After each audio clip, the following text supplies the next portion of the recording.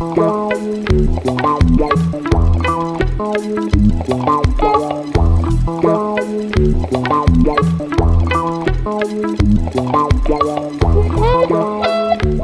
today I want to explain some big picture explaining physics of the Langlands duality.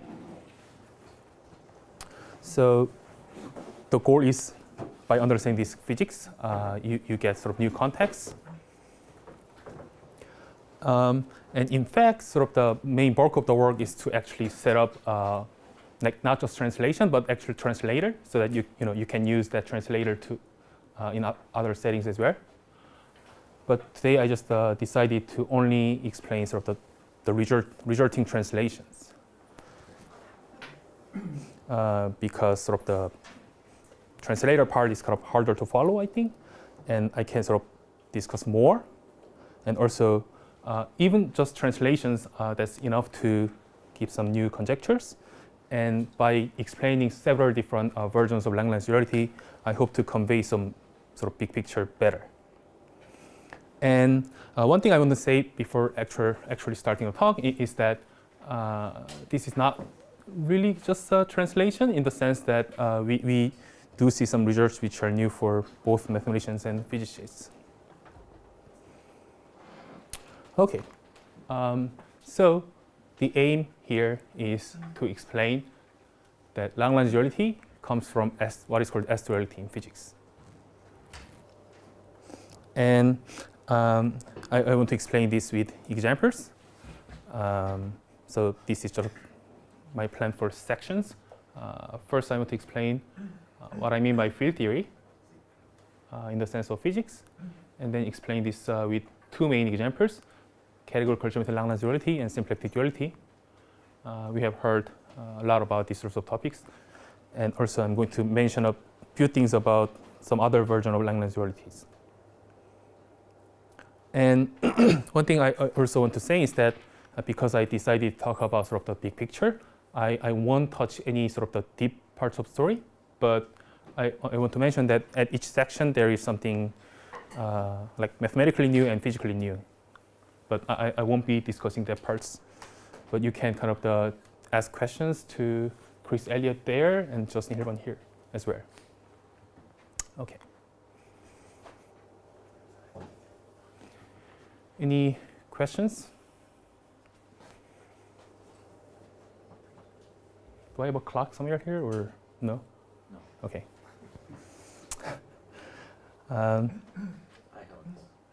Thanks. So I want to start discussing what I mean by field theory. Field theory for me is following. So an n-dimensional field theory has three different input data: n-dimensional manifold M, and space of fields, which is sections of a bundle, and an action functional, which is a functional on this space of fields.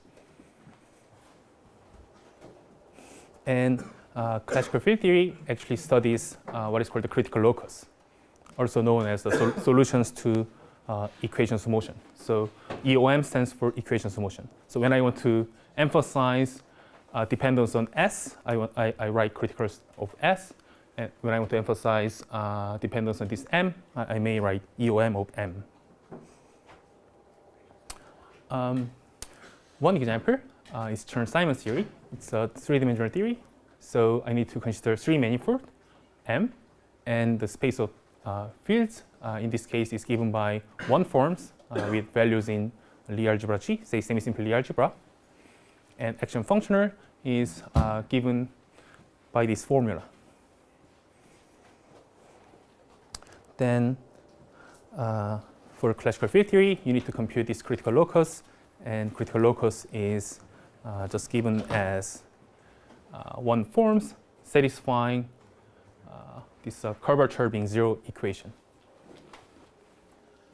And we obtain the space of flat connections or local systems. So that's what you care at the classical level, starting from Chern-Simons theory, this input data. The claim is that like whenever you are given sort of the ordinary sort of field theory, you care about at least this at the classical level. Okay? What does EOM stand for? Equations of motion. Ah, all right.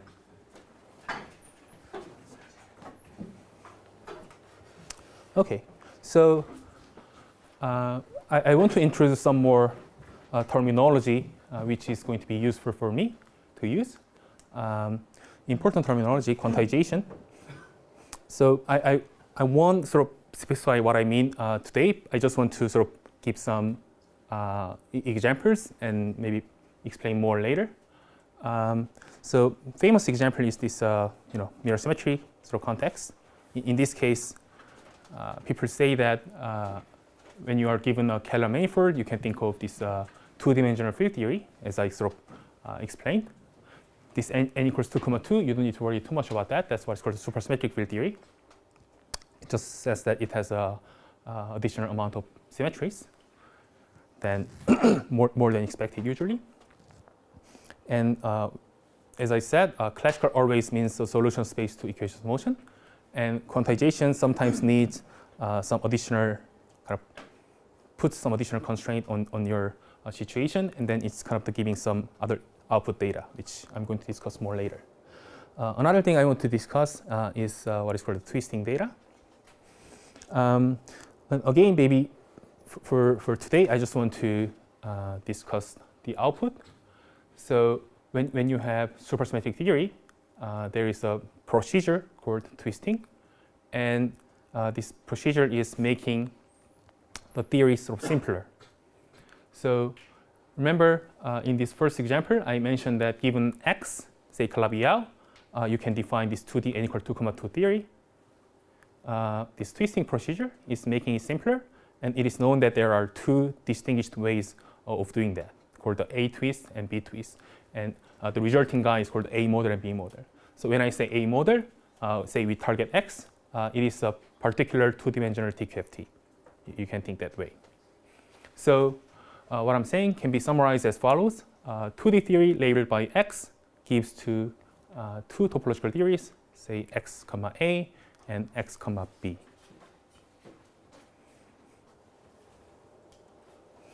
And what I mean by duality is an identification between two possibly different looking QFTs. So this example of mirror symmetry is most famous one, so I'm going to use that. So the claim is that the theory given by XA, remember that was one 2D TQFT, is equivalent to another theory, X check B, for some X check. So whatever you do for a given theory, if you are doing that in a physically meaningful way at the quantum level, they should be coinciding. That's what the duality is kind of expecting, making it to expect. So for example, it's famous result, growth like counting curve invariance on one side is same as some kind of Hodge theory on the other side, some period. And another manifestation is that what is called the homological mirror symmetry. It is saying that there is an equivalence between categories, what is called the Fukaya category and the derived category of coherent sheaves on these dual manifolds. But this is not supposed to be unique, this X and X. I mean, for today's discussion, let me say unique, but I think there is some kind of different things one can do. Any other questions?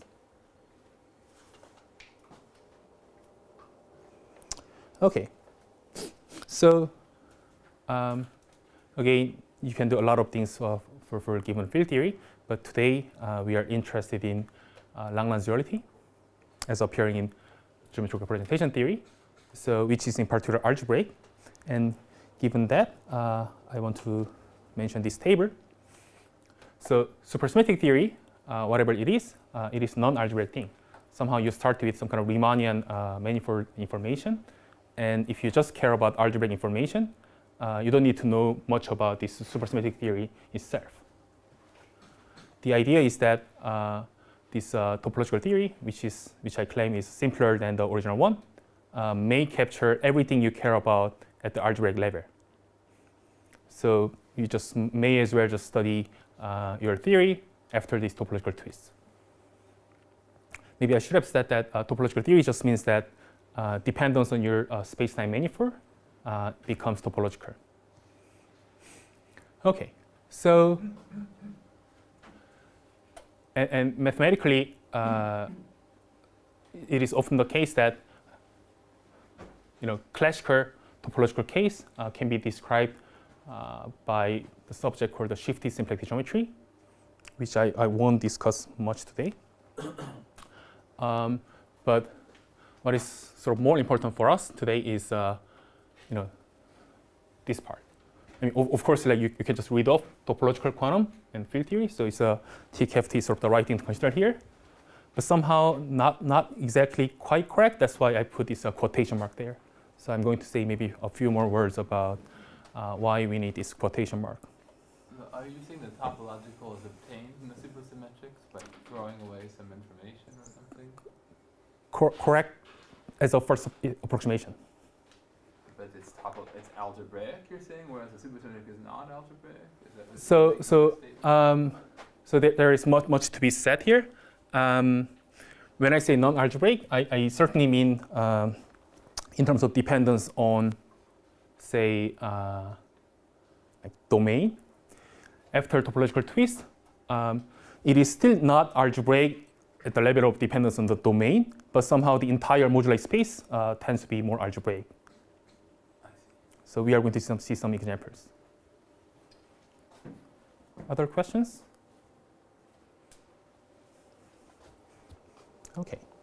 So given this, I discussed classical field theory and then discussed quantization, twisting, and duality. Given what I discussed, a reasonable program would be as follows. Starting from field theory, identify the solution moduli after twist as an object of shifted symplectic geometry. Then try to understand its result of quantization. So you'd end up with some kind of quantum information. Then understand consequences of duality, which usually yield some conjectures, sometimes new conjectures, and try to prove them. That's one thing one can do. Okay, is the strategy clear?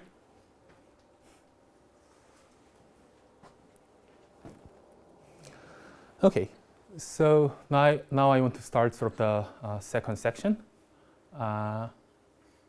If you don't have any further question about introduction to field theory, that was the end of the introduction to field theory. Okay, so I want to say a few words about geometry Langlands. And you start with the smooth proper curve C and reductive group. Then geometry Langlands correspondence expects an equivalence of DG categories of the following form. D modules on bun G of C and quasi-coherent shapes on flat G check of C. And bun G of C is just moduli of G bundles and D modules and DG categories. And this is my notation for moduli space of flat G check bundles. So this is what is known as the Bestov conjecture. And now I want to explain this Kapus-Newton theory. So basically, this is my one slide for 8 hours lectures, 13 years ago written. So one slide summary, or one sentence summary would be this: S duality on 4D equal 4 supersymmetric gauge theories gives geometry Langlands correspondence. Maybe I should say that it's not that important to understand sort of everything I'm saying. It's there are a lot of parts in the story, and each sections are kind of independent. So, and I'm going to say a lot of sort of physics words as well, but don't be sort of frustrated if you don't follow. It's just a story. I mean, it's just that there are a lot of stories, and that's why I wanted to use slides. Okay, so first of all, 4D equal 4 gauge theory is essentially sort of fixed by group G. If you remember, 2D 2,2 theory was fixed by Calabi manifold X.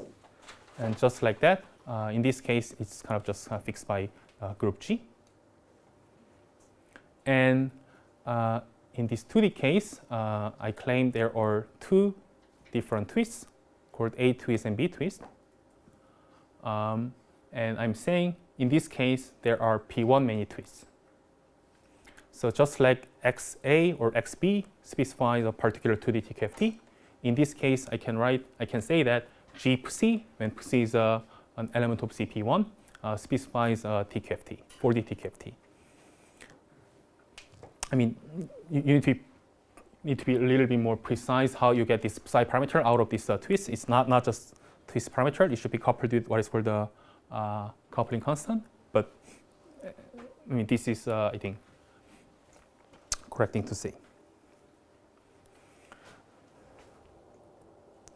Okay, and S-duality, which is an example of duality, is supposed to be identifying two different theories. So one theory named as G_C, and another theory denoted by G check minus 1 over C.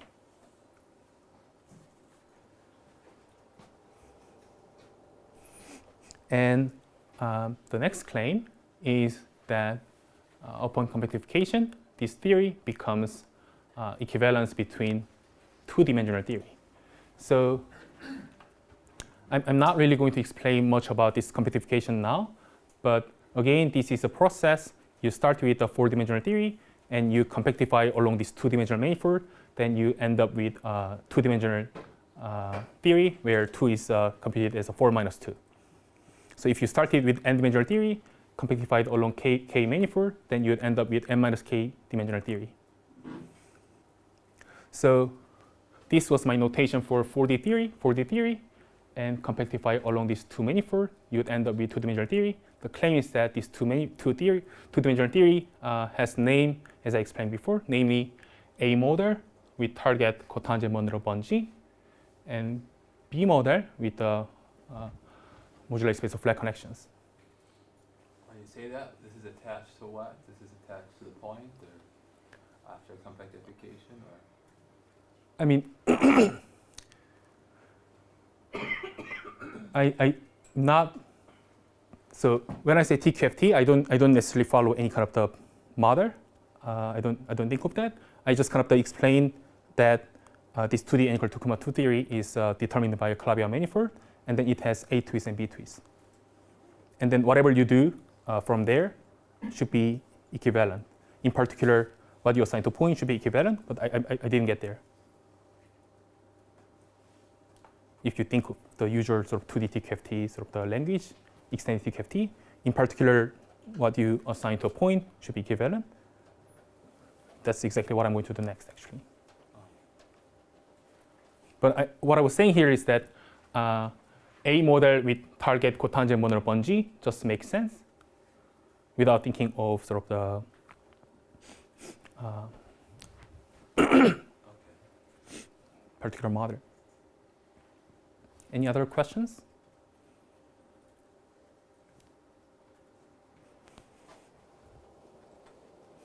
Okay, because these become A twist or A model and B model, these points 0 and infinity, which were just named for particular points of P1, are called A twist and B twist.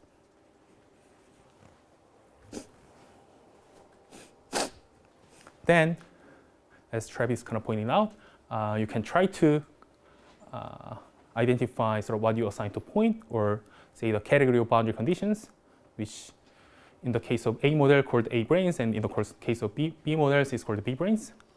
So, and it is known that A branes of cotangent bundle of something is related to D modules on that something. So that's how you see these A branes are like D branes, D modules on Bunge.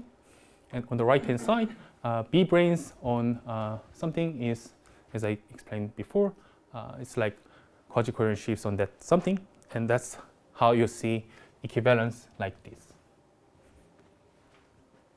So this is summary of Kaplan-Witten claim.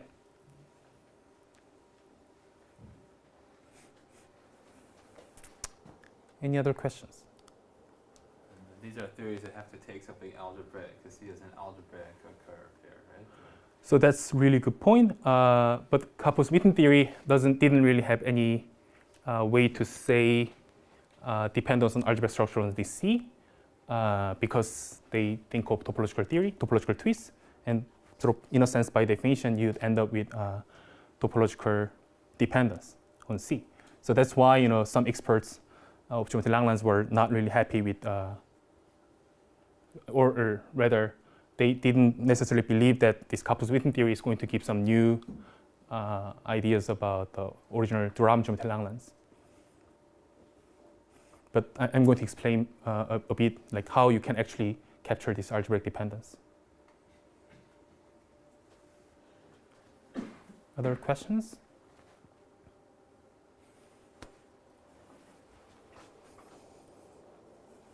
Looks like my clock just ran away. It's 11:53. Huh? It's 11:53. Okay. Okay, so I want to sort of summarize what has happened so far, and then try to explain sort of how to think of that from a more mathematical point of view, as I motivated in this introduction part of the field theory. So the claim is that Langlands duality is S duality, and this categorical geometry Langlands is S duality on this collection of boundary conditions of this Kapus-Witten theory. And this holomorphic versus Galois corresponds to A twist versus B twist, as we have learned. And although I don't think it was kind of explained in Kapus-Witten, it's kind of clear that the global versus local corresponds to compactification along C versus S1. And for given for the n equal 4 theory with gauge group G, you can just try to compute the result of, say, any choice of these things. Say, if you think of the global case, namely compactification along C and A twist, and then do this quantization, then you'd end up with this. And same here. And like this local case is a little more technical, so I don't want to discuss it today. But you can sort of see how you can sort of see expected equivalence of geometry Langlands theory. So what I'm saying is that if you, because S duality is a equivalence between theory, say G0, which I denote by GA now, and G check infinity, which I denote as a G check B, if you read off sort of the same thing, sort of global, then global of this is D modulo 1 G, and global of that is becoming that, and that's how you see sort of the manifestation of S duality in this particular case. So far it was just a story, kind of repeating what Kapus-Witten said. And now I want to sort of explain how you may get this. In a mathematical way. So first of all, in any such theory, namely sort of topologically twisted theory of this 4 n equal 4 for fixed gauge group G, you can compute this solution space to equations of motion. And you want to have this as an algebraic object. But as again Travis pointed out, it's not really clear why or how you can get algebraic structures, namely sort of algebraic dependence on this curve C. Geometry Langlands is about equivalence between these two categories, where you do remember the complex structure of C or algebraic structure, whereas by topological twist, you are not supposed to be getting algebraic dependence on C, sort of by definition. Sort of the idea is that to capture this algebraic dependence, you can actually compute some other twists so that this A twist and B twist can be realized as a further twist of this thing. So this minimal twist is sort of the having more information. And there it's kind of clear that you can actually see algebraic dependence. That's one idea.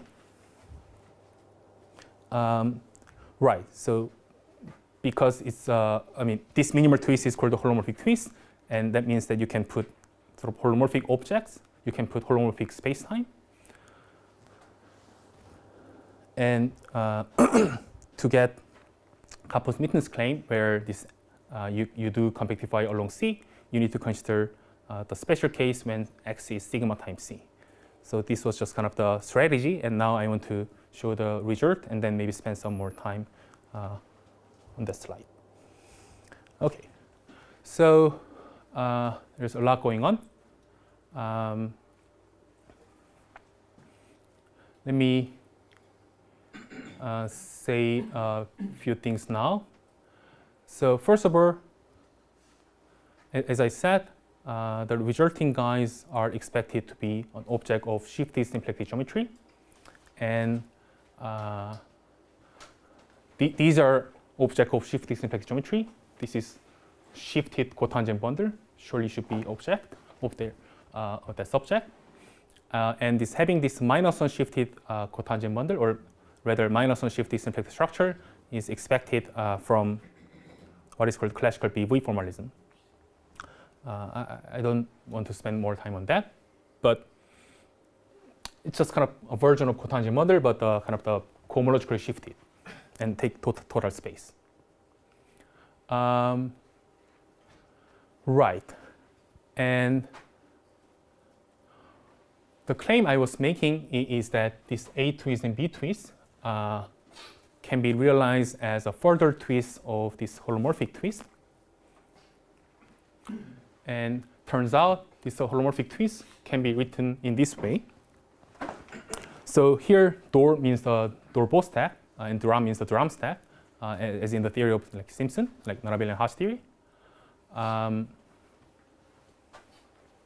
So in particular, if you think of mapping stack out of the Dor-Bo stack, you get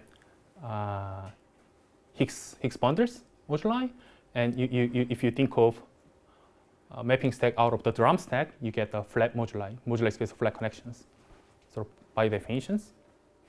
But the point I want to make here was that this holomorphic twist can be written in this way with Dor there, double Dor, and this A twist and B twist, which I claimed as are realized as a further twist, just amounts to changing one Dor to Duram. And sort of the claim is that changing sort of this outer Duram and inner Dor to Duram, that exactly corresponds to sort of the fundamental asymmetry in geometry Langlands. If you know the state of geometry Langlands, somehow the direction of flat is a little different. You know, if you think of flat connections, it's a dependence on curve is kind of flat, and if you think of D modules, dependence on this kind of the entire thing is flat, right? D module is like a flat connection. So that fundamental asymmetry is realized in this way, A twist and B twist. I'm sorry, what is the result here? Result is that the left-hand side, which I didn't define, but can be defined. So what is called the equations of motion after twist, it is a thing. We identified what they are. Oh.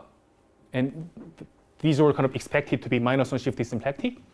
We identified them to be actually minus one shifted cotangent bundle of something, which is kind of a simpler case of these minus one shifted objects. And then, yes? What is the difference between the A and B in the first row of the table and the A and B in the second? Right. So I'm getting there. So before getting there, I want to claim that sort of this way of thinking makes clear why we are seeing moduli space of flat connections as opposed to, say, character stack, and D modules as opposed to some kind of Fukaya category, which are not algebraic, because.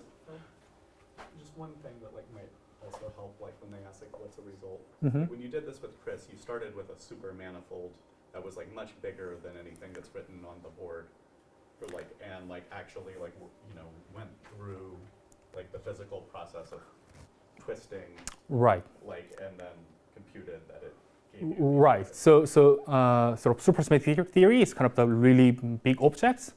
We set up, say, process of twisting in this kind of algebraic framework, and then compute to cut out sort of the enough, like in the sort of the in a way, and then we end up with this nice algebraic objects it was like not algebraic at all before, but by cutting out this by this kind of process of cutting out things, you end up with these algebraic objects. Could you say what is HT? I didn't get there yet. I'm going to say yes. So you already said what the second A and B? No, not yet. Oh, not either. I'm somewhere here. Okay. Yeah. Can I ask a question about first? Absolutely. What is outside Dolbo and Durham? What do these subscripts mean? Like Sorry, what is outside of Dolbo and Drum? What do you mean? And you have like sort of Dol or Dol Durham or Durham Dol. So Right. So the outside ones. What The do they mean? subscript on the mapping Yeah. space. I mean, so you take a stack and you have an operation This that is- passes to the RAM or Dolbo stack. Yeah, I mean, Dol makes sense for like much bigger generality. So you take the thing without the D or the Dol now, so that's something, some kind of object, and then you apply an operation to it, dr or Dol of it, right? I guess you can think in that way, yeah. But that's not how you get it. Not how you think about it, okay. And it's just really kind of realized as a sort of something cut out by this process of twisting. But for a definition, you can certainly make definition. Given so x, you can define x door or x drum. Okay, so I was just trying to explain why we are actually seeing this algebraic dependence. The thing is that because things are realized as a deformation of Dolbo stack, which are like the Higgs moduli, you do really see flat bundles as opposed to character stack. And D modules, because you do see sort of the drum stack, and in a sense, by definition, quasi-coherent shapes on the drum stack is D modules. So you don't really need to think about Fukaya category here. Okay. And another thing I want to say is that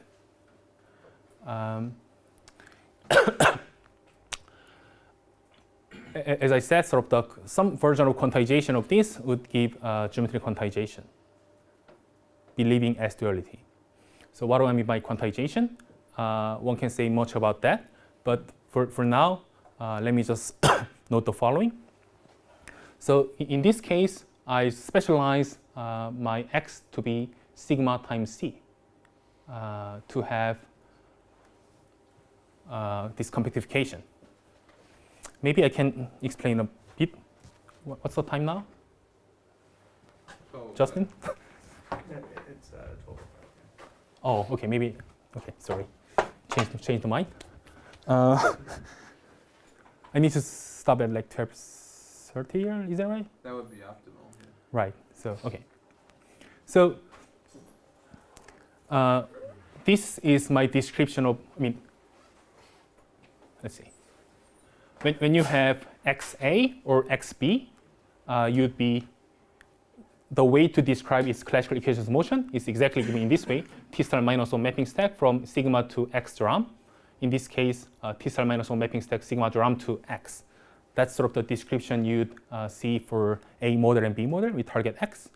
And by thinking of this special case, when X is C times sigma, and you do some manipulation, you end up with this description.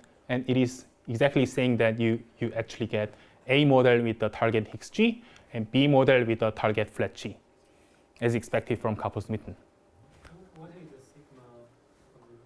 sigma? So sigma and C is just a smooth proper curves. But it doesn't appear on the right hand side? X is sigma. So if you remember sort of two-dimensional theory, I didn't need to specify sort of the two manifold. It is defined for any two manifold. And sigma is that thing. So when I said There is no sigma on the right hand side. that's right. So I'm saying like when I say XA, it is two-dimensional theory. So you could put sigma there. XA was two-dimensional theory. I see. And just like that, I write this way. And when I say XA, I didn't put sigma either. Okay? Okay, but Right. And this way of understanding categorical geometry Langlands in this way already kind of leads new conjectures on geometry Langlands, this categorical geometry Langlands, for any given C and G, but that's maybe another topic. If you're curious, you can ask questions. So I think if you go from the first row to the second one, you just replace x by sigma times c. Correct. Is it just some formal trick like That's right. So you use kind of a mapping stack adjunction or whatever, and then out of the right. Essentially that, but that's right. But it's a little less trivial in this A twist case. But essentially, that's right. Okay. That's what I mean by computification. Yeah. Some manipulation. Okay. So another thing I want to say is that this HT stands for holomorphic-topological. So you can do actually different twists. A and B twists were the ones considered by Kaplan-Smitten, and we consider this holomorphic twist to capture this algebraic dependence. But you can try to compute other twists. Holomorphic topological meaning its dependence on C is holomorphic and dependence on sigma is topological. Then you end up with actually B model with Higgs G, B model with a Dramsek of 1G, and B model with flat G of C. And given this, maybe you can believe how you see sort of a version of categorical geometry Langlands, because if you are given a B model with target X, the category boundary conditions you are going to study is the quasi-Coherent shifts on X. So quasi-Coherent shifts on flat G, quasi-Coherent shifts on the Dramsek of 1G, which is D modules on 1G. And it is known that S duality is between holomorphic-topological twists and holomorphic-topological twists. And although this is still a quantum statement, it's a result after quantization. It is giving what is called the classical limit of geometry Langlands correspondence. And S duality between this HT of A and HT of B gives the usual geometry Langlands correspondence. But we did use different twists from Kaplan-Smitten. And the other twists actually give what is called quantum geometry Langlands.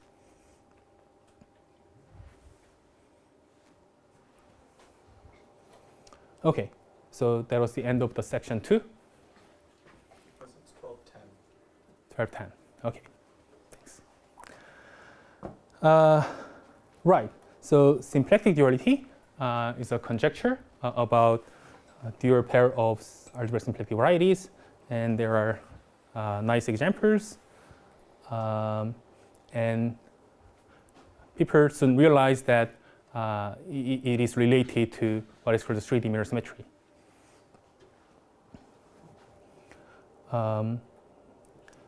And 3D n equal 4 theory, let me say that just in terms of input and output data, input data is connected complex reductive group and a symplectic space with a Hamiltonian G action. And today, again, I want to focus on this particular case when the symplectic space is a cotangent bundle of linear representation.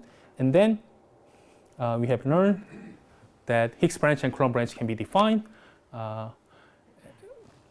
in this way.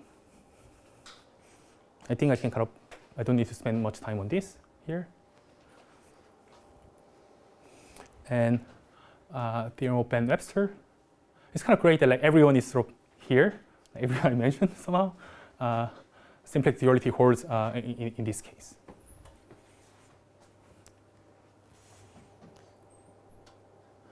Okay, so what does moduli of vacua mean? So Higgs branch and Coulomb branch are parts of what is called the moduli space of vacua.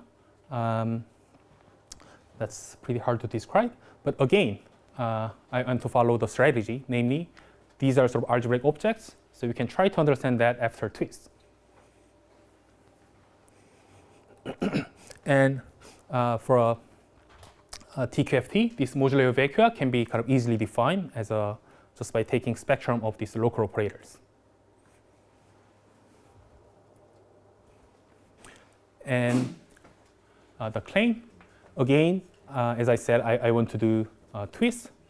Starting from 3D theory, yet again, there are twists called A twist and B twist. And these A twists and B twists are exactly done in such a way that its modulo vacua is corresponding to Coulomb branch and Higgs branch respectively. So modulo vacua was kind of the maybe bigger thing, but somehow by thinking of this topological twisting, which I again claim is cutting out some information, you'd end up with what's really just seeing a Coulomb branch or what's just seeing a Higgs branch. That's the claim here. And in this easy case, you can kind of find heuristics for how you see this Higgs branch and Coulomb branch. Okay. But now that you have this context of physics, you can do more than just computing modulo vacua or local operators. Namely, you can try to understand line defects. And again, some interesting statement would be coming out of some duality statement. And so I just want to start with the assumption that there is a nice example. There is. So let me just say that T of G of V has a mirror theory, which can be described again as a T, G shriek, V shriek. So in that case, you can compute sort of line defects of theory by this shifty symplectic geometry and this geometry quantization business. That's not really even a hard work, but it sort of automatically gives a nice conjecture made by myself and Justin Hilburn, and sort of its properties studied by Dimofte, Garner, Hilburn. So this is new conjecture already. I mean, we didn't really need much work to get there, but seems like it's a nice conjecture. So just say one more. So like also like the stuff that Joel and Alex, like the Springer theory is like the left-hand side of this. Okay. Good to know. Sorry, can I ask a question? Why is this a conjecture? Because I mean, isn't it true that you have this equation of motion line?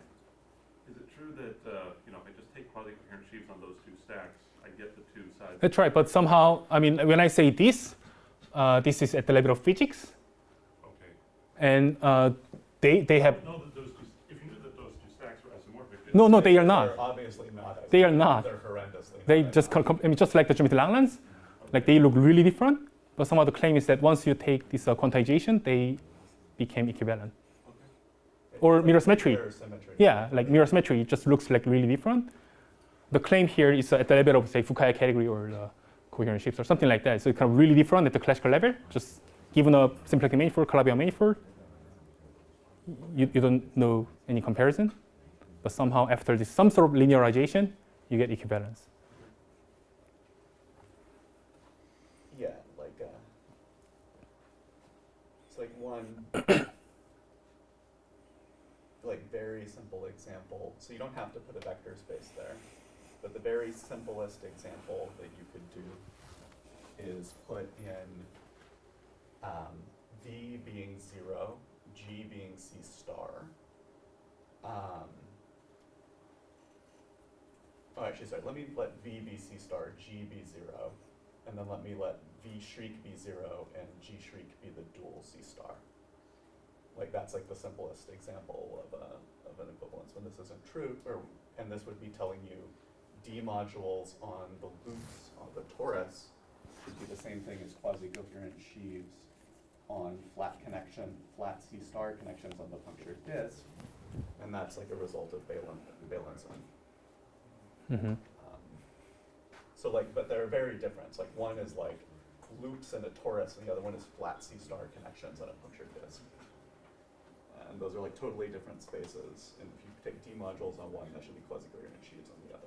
Right, but I'm saying D modules are also quasi-coherent sheaves on the Durand set. Yeah, but I'm saying that the underlying spaces are like obviously not the same. Like if you take a torus and take its Durand stack, you obviously don't get flat connections. Like the, Okay. Yeah. Okay. Any other questions? And I was informed that the abelian case is being proved by Sasha and Dennis. Okay, so it's a summary. Symplectic duality, in a sense, was about like local operators and maybe modules thereof, and this enriched version of symplectic duality, which you can actually embed the original symplectic duality to our version. It's in a sense about comparison of line operators. Okay, but my title of the talk is about Langlands duality, so I need to explain sort of how this is related to Langlands duality. If I have time. We have 13 minutes. Okay. So again, sort of just like a Kapos-Witten was an input for what we did for the anchor-4 theory. For 3D anchor-4 theory, we need additional input from physicists Guyot and Witten. And the claim is that this 3D anchor-4 theory with flexible symmetry G, which is a version of symmetry, it defines a boundary theory of this 4D anchor-4 theory. And dualities of these boundary theories are understood. So what do I mean? So S-duality is something you can do on 4D anchor-4 theory. I'm just giving a relation between this 3D anchor-4 theory and this 4D anchor-4 theory. Whenever you have a 3D anchor-4 theory, you can think of that as a particular sort of boundary condition, in a sense. So that you can try to apply this S-duality and see what's happening. So maybe let me give some examples. And before doing that, I need to make a claim. I did take these twists at the 3D level and 4D level. I want to say that they are compatible. But given that, you can do some check. So let's consider 3D B-twisted theory, also known as Rojansky-Witten theory. We target cotangent model of V. Whenever you have a holomorphic symplectic manifold, you can do that. Maybe you just care about Z2 grading. So let's just think of cotangent model of V. And if this V is a representation of G, then you have this moment map, which is G equivariant map from T star V to G check. And that being G equivariant map is exactly saying that this T star V mod G is defining a boundary theory of this 4D anchor-4 theory. So T star 3 of BG is standing for 4D anchor-4 theory, and T star 2V mod G is for 3D anchor-4 theory. So that is what is called the enriched Neumann boundary condition. And when V was 0, it is Neumann boundary condition. And the claim I want to make is that if you remember this Higgs branch, how it was defined, it was just going to defined as a mu inverse 0 mod G. And that is realized as mu inverse 0, that's just kind of taking fiber product of T star V and 0 over G dual. And you're taking this mod G, and you're taking mod G everywhere. That's how you get it. So what I'm saying here is I'm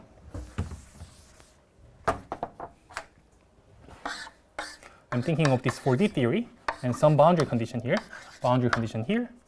and if you think of say Neumann boundary condition, which is BG, and this is a T star 3 of BG, and this is a T star 2 of V mod G.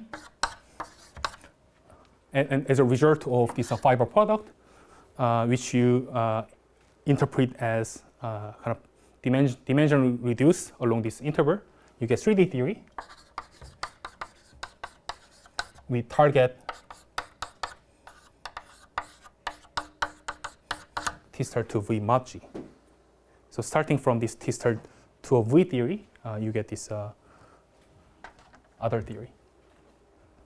So this is a way to construct 3D anchor-4 gauge theory, starting from 4D anchor-4 theory together with two particular boundary conditions.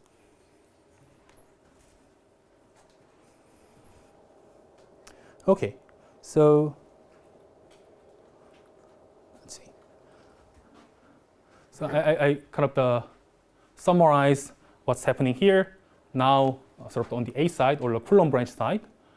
So Coulomb branch definition, you can compute this as a harm of some certain shift category. And this picture was meant to be for this equality. I'm thinking of sort of 4D theory on S2 times interval with two fixed boundary conditions, say B0 and B1. In this case, as I said, Neumann and enriched Neumann.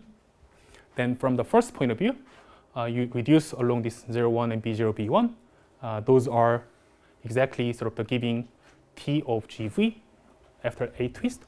And that's why you should be seeing a Coulomb branch. From the other point of view, you can read this in a slightly different way.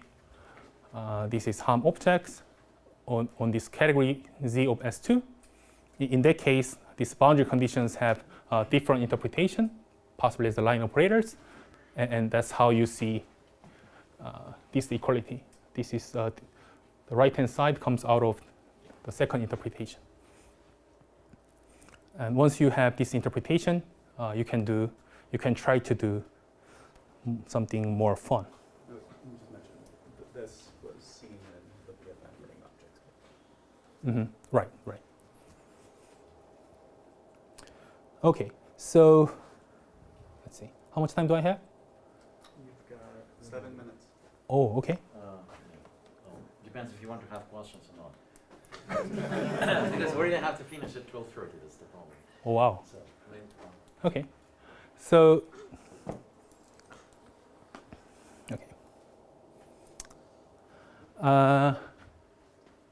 Right. So this symplectic duality or this enhanced version can be, in principle, it can be understood as a relation. Okay, maybe let me not say more about this part. Let me just read those sort of the remark. This seems to have some new thing to say for physics as well. And if you kind of just read off sort of the translation, and just kind of read Guyot-Witten in some way, you are getting description of the kernel for local geometry Langlands for GLN, modulo sort of the maybe difficult part, namely the dual group action, but maybe more fun part. What? I'm sorry, I didn't hear what this said. So you got local geometrical kernel, local geometric Langlands for GLN, modulo. Modulo this kind of the dual group action.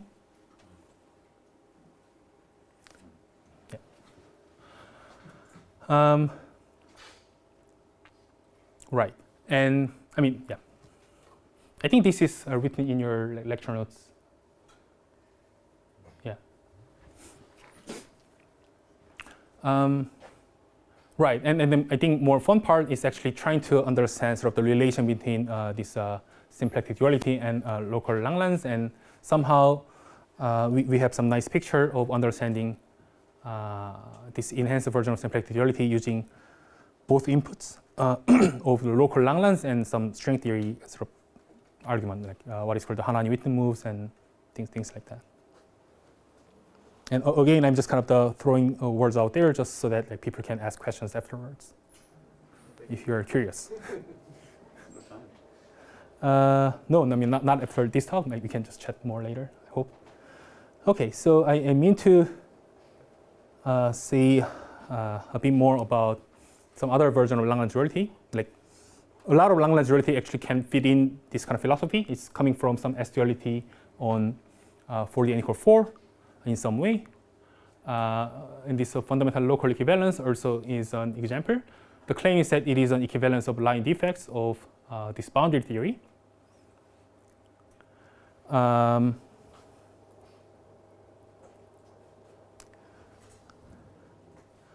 Right.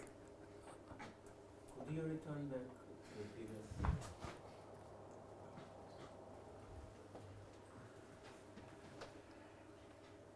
previous? That was just the end of the question, I guess? Yes, I did.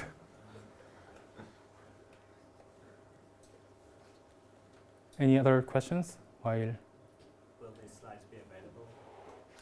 Absolutely.